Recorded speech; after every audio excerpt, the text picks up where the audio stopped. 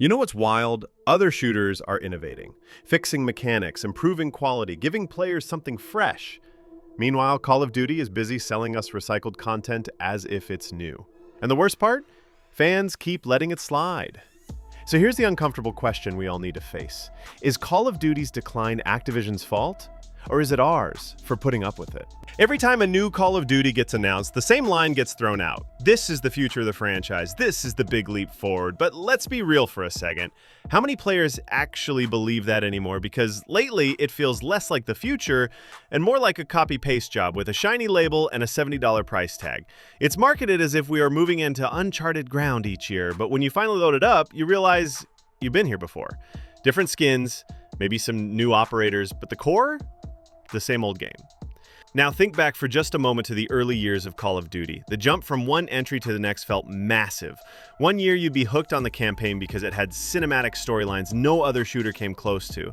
The next, multiplayer would change the way you played with friends, whether it was through new progression systems or clever map designs. Those kinds of shifts kept you excited, kept you guessing what could possibly come next. Compare that energy to today, where the big innovation being marketed might just be a slightly different perk system that doesn't even land right at launch. And the worst example of this illusion of progress has to be the whole carry-forward content controversy. When the idea was first brought up, it sounded incredible. Imagine buying content once and having it matter for more than a single game cycle. That was the promise. Continuity, value, even respect for the player's wallet. But what do we actually get? A half-baked version of Carry Forward that simply gave Activision another marketing bullet point. Skins didn't always work the way they said they would, features got stripped or rolled back, and suddenly this vision of long-term value looked more like a one-time manipulation to keep people invested. Think of it this way, it's like being told your favorite streaming service is going to preserve all your movies and shows no matter what plan you're on. That's great news, until you find out next year that the same company moved half your library into a brand new subscription tier.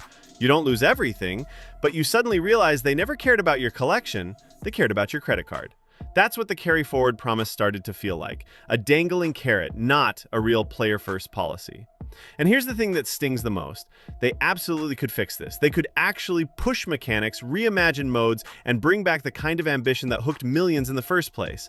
But time and time again, they choose the cheaper shortcut. Instead of building trust, the focus shifts to throwing new microtransactions into the shop. Instead of real balance changes, they dangle crossover skins or bundle deals. Meanwhile, other shooters, yes, even competitors that have struggled themselves, still take risks Activision refuses to. Battlefield may not be perfect, but when destruction physics became a focus, that felt like an actual experiment with gameplay, not just a skin pack. Apex Legends tries new limited-time modes tied directly to how players evolve their strategies season by season. Compare those moves to Call of Duty, where the seasonal innovation might just be a recycled playlist dressed up with a new event name. When you're in the middle of it all, the problem starts to show clearly. This isn't a franchise that's concerned with growing, expanding, or creating cultural milestones like it once did. It's a franchise that revolves around monetization first, design second. And for anybody who's been around since the start, that's not just disappointing, it feels like a betrayal. The developers know the audience is loyal. Activision knows millions will show up day one.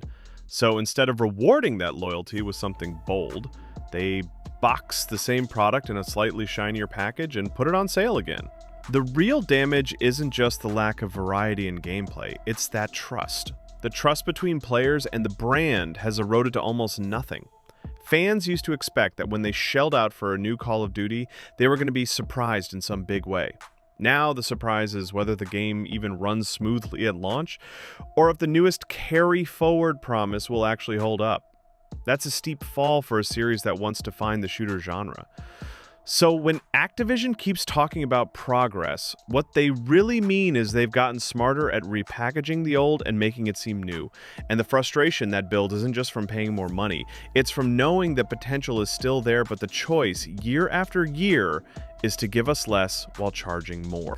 Call of Duty has become one of the best-selling games on the planet, while its quality has slipped harder and harder every year. Fans roast it online, reviews point out obvious issues, and videos of broken gameplay spread like wildfire. Still, the sales charts go wild and the numbers break records. It almost feels like quality doesn't even matter anymore. And that's where the real frustration comes in, because the people selling us the game know this too. Think about it. Every year there's outrage. Social media floods with clips of busted hit detection, lobbies barely holding together, and gun balance that makes half the weapons completely useless. Players complain, forums explode, and creators are tearing the game apart on day one. Yet, deep down, Activision can breathe easy because no amount of backlash actually stops the flood of purchases. The cycle keeps spinning, not because the product is good, but because we all keep paying anyway. That's the cycle of mediocrity they've learned to lean on, and it works. Take one recent launch as an example. Servers couldn't even hold up on release weekend. Entire playlists were unstable. Certain game modes locked out players, and the weapon tuning was so messy that day one loadouts became a broken meta by accident. Plus, bugs weren't just minor. They froze screens, kicked players mid-match, and erased progress. Any other franchise would have taken a reputation hit it couldn't recover from, but Call of Duty? Sales hit record highs. That contradiction makes you stop and ask, what are we doing here? How did we end up in a place where the product can fall apart in your hands and the reward for that is topping the sales chart? And here's where it gets really obvious. The yearly release model has turned quality into an afterthought.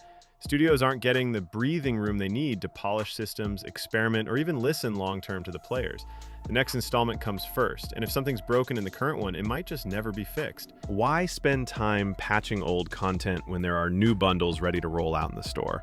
Microtransactions are the priority because they keep the revenue flowing long after the $70 box sale. If the gameplay falters, it doesn't matter as long as the cosmetic shop is refreshed and the season pass feels loaded. Ask around in the community and you'll find countless stories of glitches that somehow return every single year. Stuttered lobbies and competitive matches, kill cams that don't work right, broken spawns that throw you directly in front of enemies.